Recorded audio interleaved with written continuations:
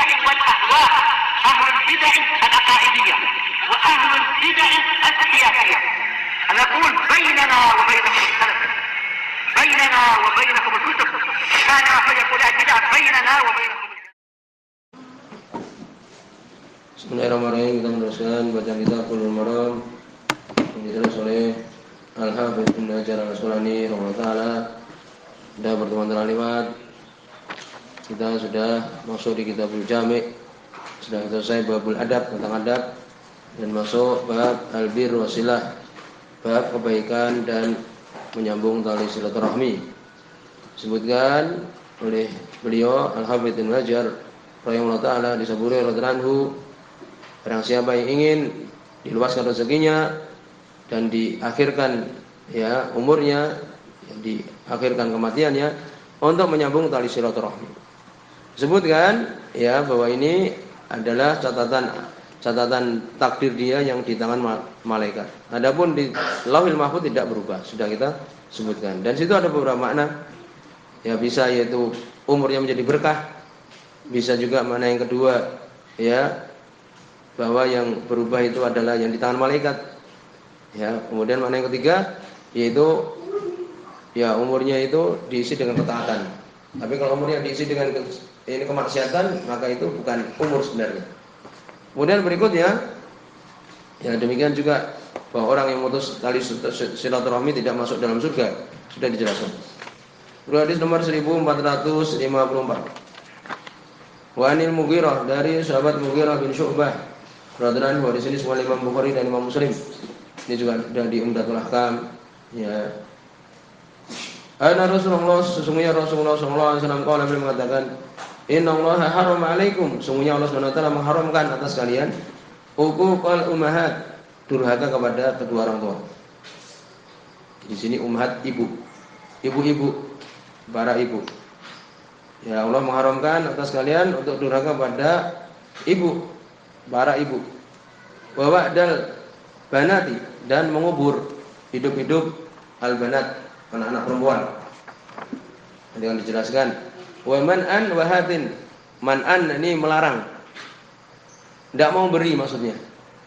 Jadi orangnya itu tidak mau beri, tapi kebalikannya wa hatin. Hatin itu berikan.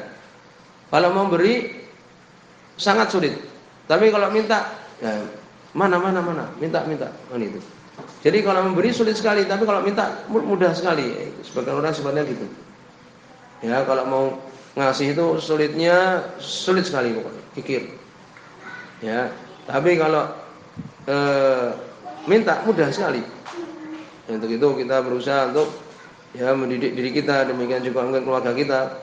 Kadang-kadang seperti itu tuh ada tabiat untuk dilawan. Karena akhlak pernah kita sebutkan ada dua, ada yang dia itu tabiat gharizah, ini memang tabiat dia seperti itu sejak dari kecil. Ada yang dia itu muktasabah, diusahakan. Ada sifatnya memang nyah-nyoh, mudah memberi. Sampai ada pernah kita sebutkan khulafa sebagai khalifah dari khalifah kaum muslimin itu yakni Khalifah Mansur atau lupa. Jadi dia itu sampai takut tidak dapat pahala. Kenapa? Karena mudah memberi. Ini saking mudah yang beri itu dia takut kalau tidak mendapatkan pahala dari Allah. Sangat mudah untuk memberi, dan Allah akan mengganti apa yang dia berikan kepada orang lain. Ini dia kebalikannya, dia man'an. Ini sulit memberi. Awal istilahnya.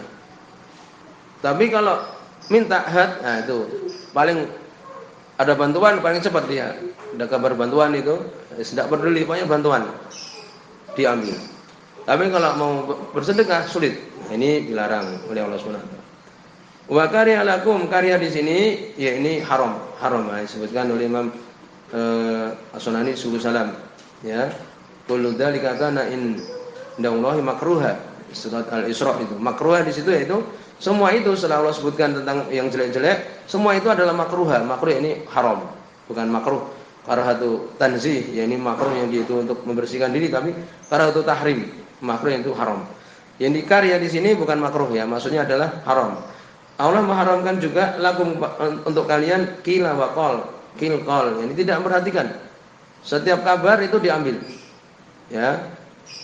Di situ ada ungkapan juga bi kadri ri'im minasyar ya untuk seorang itu cukup dia itu dikatakan jelek, ayakul bima yasma, dia mau ya mengatakan setiap apa yang dia dengar. Yani Allah SWT di sini mengharamkan untuk kita semua, untuk kalian kil wa qol, mengatakan tidak jelas. Wa kasrata soal, dan banyak ya bertanya. Juga sebenarnya mengatakan banyak meminta juga. Wa itu atal mal, yaitu apa? Menyia-nyiakan harta. Boros. Mau tahu nari hadis Bukhari dan Muslim. Ini kalau dijelaskan ya bisa panjang lebar hadis seperti ini ya. Disebutkan oleh Imam Sunani rahimahullah tentang hadis ini. Hadis Mughirah bin Syu'bah radhiyallahu anhu. Kenapa di sini Nabi mengkhususkan ya, yaitu uququl ummahat, disebutkan inna ma khassat huna idharan li idami haqqiha, karena sangat besar haknya ibu. Wa illa, dan sebenarnya fal abu muharramun uquqah. Demikian juga sebenarnya bapak itu tidak boleh kita durhaka pada orang tua. Ya itu. Dan durhaka itu jelas itu bisa dengan ucapan, dengan perbuatan. Kemudian juga disebutkan ada hadis sahih anta wa maluka li abika. Ini juga anta wa maluka li abik, kamu dan hartamu itu milik bapakmu. Ya, itu banyak penjelasan tentang masalah ini. Ini kalau orang tua mengambil uang kita, ya boleh, karena kamu dan uangmu itu milik bapakmu. Ya demikian. Oleh karena itu hati-hati seorang kalau dia itu sudah menikah, ya tetap dia itu mempunyai kewajiban berbakti kepada orang tua. Ya demikian. Di atas kebaikan dia kepada istrinya. Berbeda dengan seorang perempuan kalau sudah menikah, maka dia wajib taat kepada taat kepada suaminya, melebihi kedua orang tuanya. Nah, tapi kalau laki-laki, maka tetap ya dia untuk taat kepada kedua orang tuanya, melebihi dari istrinya. Paham? Itu yang perlu diingat. Kemudian juga disebutkan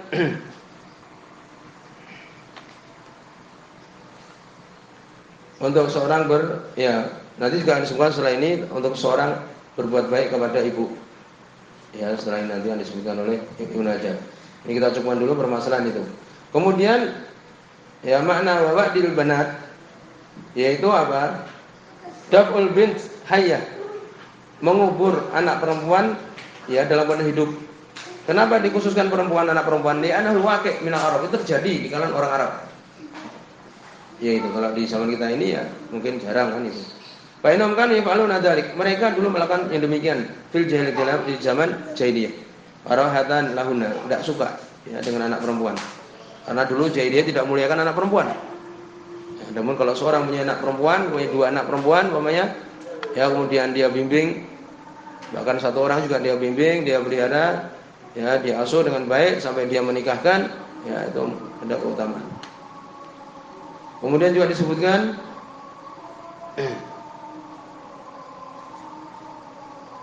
bahwa mereka orang-orang Arab melakukan yang demikian. Sebagian mengatakan pertama melakukan adalah Qais bin Asim At-Taimi, demikian disebutkan. Kemudian berikutnya man'an wahad. Al-man' yaitu menghalangi. Ya, wahad ini isim fi'il. Ya, yang di itu maksudnya adalah apa? Wal murad anahyu an talabin ma la yastahiq talabu. Larangan ya, yaitu untuk meminta sesuatu yang tidak pantas untuk dia memintanya. Ya itu. Wahad ini yaitu larangan untuk seorang meminta sesuatu yang tidak berhak dia memintanya. Kemudian sebutkan kil wa qal, maknanya adalah hikayah naql kalam alladhi yasma'uhu ila ghairihi. Yani dia menukilkan ucapan yang dia dengar kepada orang lain tanpa memperhatikan. Ya demikian. Karena di situ bisa muncul di situ apa? An-namimah, demikian juga ghibah, demikian juga kadzib. Mengadu domba. Demikian juga ghibah, pembicaraan orang lain. Demikian juga terjadi di situ kedustaan.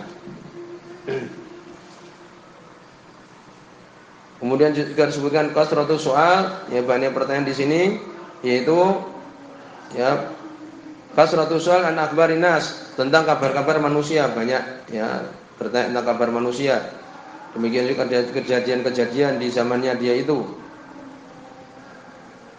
Demikian juga kasratu soal insan muayyan, banyaknya bertanya kepada seseorang tertentu. Adapun itu atul mal, yaitu apa? Mutabadir, boros. Boros di dalam harta yang dia miliki. Kemudian disebutkan oleh Imam Sunani sini bahwa infak ini ada 3 bentuk. Yang pertama, infak fil wujuh madmumah. Jadi berinfak itu ada 3 bentuk. Yang pertama adalah berinfak di dalam sisi yang tercela, yang jelas haram, untuk mabuk, untuk berjudi, untuk zina, naudzubillah. Atsani al-infaq fil wujuh mahmudah. Berinfak di sisi yang bagus. Ya, yaitu berinfak dalam hal apa? Dalam hal sedekah untuk kebaikan. Kemudian ketiga, asalis al-infaq fil mubahat. Yani infak dalam perkara-perkara yang mubah. Ya, demikian disebutkan. Kemudian berikutnya hadis nomor 1454, ya, 1455. An Abdullah bin Amr bin As, dari Abdullah bin Amr bin As radhiyallahu anhuma. Terjadi perselisihan di sini, sebagian mendhaifkan, tapi ulama kita lebih cenderung ucapan Syekh Albani bahwa itu adalah sahih. Yang menyebutkan panjang lebar. Sebagian menyebutkan dhaif, kenapa? Karena di situ ada Atha bin Amiri majhul. Ya, atau Al-Amiri majhul. Ya. Demikian juga Imam Tirmidzi mengatakan yang benar itu adalah mauquf, ucapan Abdullah bin Amr bin As.